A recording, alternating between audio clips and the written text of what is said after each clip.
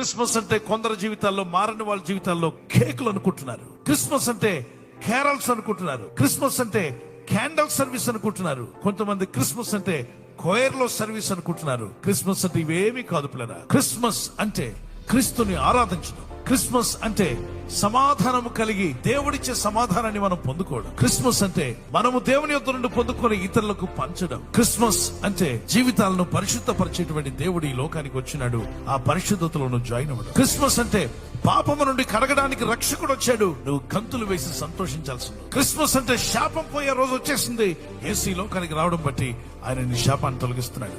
Christmas అనగా నిత్య జీవానికి వారసులుగా మార్చడానికి రారాజు ఈ లోకానికి వచ్చాడు. సంవత్సరానికి ఎన్నిసార్లు వస్తుంది క్రిస్మస్ చెప్పండి? యేసుని నమ్మనోళ్ళకి ఒక్క రోజే క్రిస్మస్, డిసెంబర్ 25th వస్తుంది, తర్వాత వెళ్ళిపోతుంది. కానీ ఆ యేసు క్రీస్తుని గుండెల్లో చేర్చుకుని, హృదయంలో చేర్చుకుని, ఇంటిలో చేర్చుకునే వాళ్ళకి ప్రతి దినము క్రిస్మసే.